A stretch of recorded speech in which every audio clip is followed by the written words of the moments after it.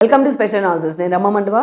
ఈరోజు అనాలిసిస్లో భాగంగా మనం తీసుకోబోతున్న టాపిక్ ఏంటంటే, ఈరోజు అనాలిసిస్కి నేను ఒక టైటిల్ పెట్టినాను. ఆ టైటిల్ మీరు చూసినట్లయితే, ఒకే ఒక్క మాటతో రెహమాన్ ఏదైతే ఆకాశంలోంచి పాతాళానికి పడిపోయాడు అని చెప్పేసి నేను టైటిల్ పెడతాను జరిగింది.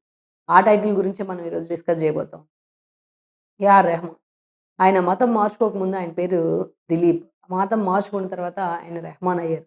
సరే ఆయనకు వాళ్ళ ఫాదర్ ఇండస్ట్రీలో కూడా అప్పుడు కొంత గుర్తింపు ఉంది ఆయనకు. సో, ఆ ఫాదర్ చనిపోయిన తర్వాత వాళ్ళకొచ్చిన కష్టాలు గానీ, వాళ్ళ ఫ్యామిలీకి ఆయన తన రెహమాను తన తల్లితో పాటు తన తల్లి పేరు కస్తూరి. ఆ తర్వాత కరీనా బేగం అని పేరు మార్చుకున్నారు. వాళ్ళు మతం మార్చుకునే ప్రయత్నం చేశారు. తప్పులేదది. వాళ్ళు తమకొచ్చిన కష్టాల్ని ఏదైతే అటు ఇస్లాం మతం స్వీకరించడం ద్వారా ఓవర్‌కమ్ చేయొచ్చు అనుకున్నారు. వాళ్ళకి ఎదురైన అనుభవాలు కూడా అలాగే ఉన్నాయి. సో, వాళ్ళ మతం మార్చుకునే ప్రయత్నం చేశారు.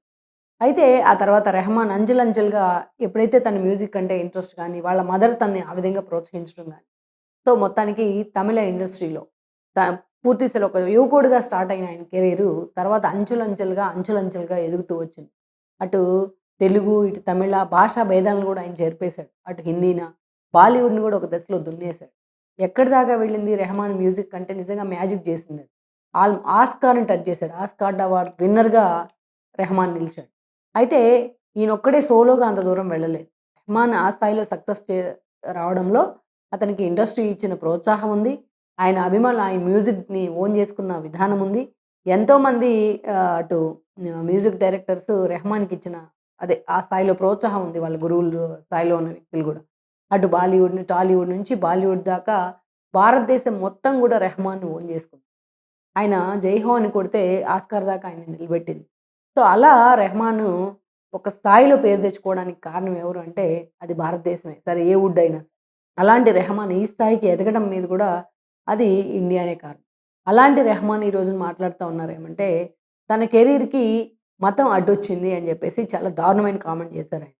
అన్నీ బాగున్నప్పుడు ఒక మాట చెప్తా ఉంటారు. ఏదైతే 'సన్ ఆఫ్ సత్యమూర్తి' సినిమాలో మాటల మాంత్రికుడు త్రివిక్రమ్ ఒక డైలాగ్ పెడతారు బన్నీకి. అన్నీ బాగున్నప్పుడు మనం విలువలు మాట్లాడి, ఏమీ బాలేనప్పుడు తిట్టకూడదు అని చెప్పేసి. సో, అదే యాజ్ ఇట్ ఈజ్‌గా ఈయనకి కూడా అప్లై చేయొచ్చు. రెహమాన్‌కి తన కెరీర్ ఉన్నత స్థితిలో ఉన్నప్పుడు గానీ, తన కెరీర్ పీక్‌లో ఉన్నప్పుడు గానీ, తన కెరీర్‌ని అడ్డం పెట్టుకొని తాను కోట్లు సంపాదించినప్పుడు గానీ, తన తన టాలెంట్‌తోని తన ఆస్కార్ దాకా వెళ్ళినప్పుడు గానీ, ఎప్పుడు గూడా ఆయనకి తన మతం అడ్డు రాలేదు. తన మతం గురించి ఆయన మాట్లాడలేదు. అలాంటిది ఒక్కసారిగా ఇటీవల కాలంలో రెహమాన్‌కి అన్నీ గూడా బ్యాడ్ థింగ్సే ఎదురవుతా ఉన్నాయి. ఇటీవల కాలంలో చూస్తే ఆయన ఆల్మోస్ట్ ఆయన కొట్టే పాటలు గానీ, ఆయన మ్యూజిక్ మీద గూడా జనాలకి ఇంట్రెస్ట్ తగ్గింది. ఎందుకంటే ఆటోమేటిక్‌గా రోజులు గడిచే కొంది పాత తరం పోతా ఉంటుంది. కొత్త తరం వస్తా ఉండాలి. ఈరోజు అనిరుద్ లాంటి వాళ్ళు తమిళ ఇండస్ట్రీలోనే కాదు, ఇతర ఇండస్ట్రీలో కూడా ఒక ప్రభంజనాన్ని సృష్టిస్తా ఉన్నారు. అలాంటి వాళ్ళు వస్తా ఉంటే ఆటోమేటిక్‌గా పాత తరం మీద కొంత ఇంట్రెస్ట్ తగ్గుతా ఉంటుంది. సో, ఈ క్రమంలోనే అతనికి పూర్తిగా అవకాశాలు తగ్గాయి. ఇక అక్కడి నుంచి మనం చూస్తే కొన్ని సినిమాలకి ఆయన కూడా మొన్న 'చావా' దాకా చూస్తే ఆ మ్యూజిక్ అంత ఇంట్రెస్ట్‌గా ఉండట్లేదు. రెహమాన్ తన ప్రభావాన్ని కోల్పోతున్నాడన్న చర్చ ఎప్పటినుంచో. సో, ఆబ్వియస్‌లీ ఎక్కడైతే టాలెంట్ కనిపిస్తుందో అటువైపే అందరూ గూడా మొగ్గు చూపే అవకాశం ఉంది. ఎందుకంటే కోట్లు డబ్బు కుమ్మరిస్తారు కాబట్టి నిర్మాతలు గానీ, వాళ్ళ ద్వారా డైరెక్టర్స్ గానీ ఆబ్వియస్‌లీ టాలెంట్ ఎక్కడుంటే కొత్త టాలెంట్ దాని వైపే పరుగులు పెడతారు. మరి ఒకవైపు ఎంతోమంది సంగీత దర్శకులు దీని వల్ల అవకాశాలు కోల్పోయున్నారు. అప్పుడు కూడా ఎక్కడ రెహమాన్ మాట్లాడలేదు. ఇక నిమిషానికింతనే ఆయన డబ్బులు తీసుకున్న సందర్భాలు కూడా ఉన్నాయి. ఒక మ్యూజిక్ బిట్లు ఇచ్చినందుకు డబ్బులు తీసుకున్న సందర్భాలున్నాయి. ఎక్కడ రెహమాన్ మాట్లాడలేదు. కానీ ఈరోజు తనకు అవకాశాలు తగ్గిపోతా ఉంటాయి. తనకొస్తున్న రాబడిలో గండి పడతా ఉంటే ఈరోజు రెహమాన్ ఇలా మాట్లాడుతున్నాడు. అది అతనికొక ఫ్రస్ట్రేషన్. అంతేకాదు తన వ్యక్తిగత జీవితంలో గూడా ఈరోజు ఆయనకి ఇబ్బందులు ఎదురవుతా ఉన్నాయి. ఆయన భార్య సైరా బాను ఆయనకి డైవోర్స్ ఇచ్చేసింది. ఈరోజు చూస్తే ఇన్ని సుదీర్ఘ వైవాహిక జీవితం తర్వాత ఆయన వ్యక్తిగత కారణంగా ఏర్పడిన వ్యక్తిగత మచ్చలతోని వాళ్ళ ఆవిడ ఆయనకి డైవోర్స్ ఇవ్వడం జరిగింది. మోహిని డే అని ఉన్నారు. ఆవిడతో ఈయన పూర్తి స్థాయిలో సాన్నిహిత్యంగా ఉండంగాని, ఆవిడ తన హస్బెండ్‌కి డైవోర్స్ ఇచ్చిన రోజునే అదే రోజు ఈవినింగ్ సైరా బాను గూడా రెహమాన్‌కి డైవోర్స్ ఇచ్చింది. ఇదేమి ఎక్కడో సంబంధం లేకుండా జరగల. రెండిటికి మధ్య చాలా కాన్సిక్వెన్సెస్ ఉన్నాయి. సో, అలా అటు వ్యక్తిగతంగా గూడా ఆయన పర్సనల్ లైఫ్ కూడా ఎఫెక్ట్ చూపించింది. ఇంకోవైపు అవకాశాలు రావట్ల. ఇంకోవైపు 'చావా' లాంటి బాలీవుడ్ అవకాశాలొచ్చినా అంత ఎఫెక్టివ్‌గా ఆయన మ్యూజిక్ కొట్టలేకపోయారు అన్న చర్చ గూడా జరుగుతా వచ్చింది. ఇక ప్రైవేట్ ఆల్బమ్స్ చేస్తా ఉన్నారు. 99 సాంగ్స్ అనే పేరుతోని చేసినా అదంత ఎఫెక్టివ్‌గా జనంలోకి వెళ్ళలేదు.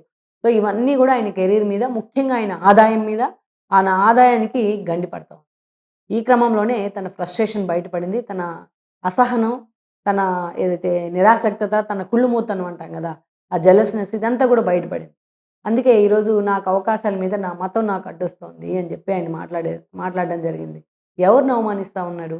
నువ్వు ఇండియాలో పుట్టావు, ఇండియాలో పెరిగావు, ఇండియాలో నువ్వు మతం మార్చుకున్నావు, నిన్నెవరు ఏం కామెంట్ జేయలా. ఎక్కడో నిన్ను తీసుకెళ్ళి నీ అభిమానులు గాని, ఇంత ఇండస్ట్రీలు గాని నిన్ను ఆకాశానికి ఎత్తేసాయి. నిన్ను ఆస్కార్ దాకా తీసుకెళ్ళినాయి. నువ్వు ఎవరిని అవమానిస్తా ఉన్నావు ఈ రోజున?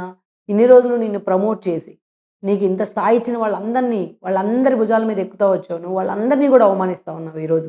ఇన్ని రోజులు గుర్తులేని మతం నీకిప్పుడే ఎందుకు గుర్తొచ్చింది 'రెహమాన్‌కి'? అంటే ఒక విక్టిమ్ కార్డ్ వాడే ప్రయత్నం జేస్తున్నారా?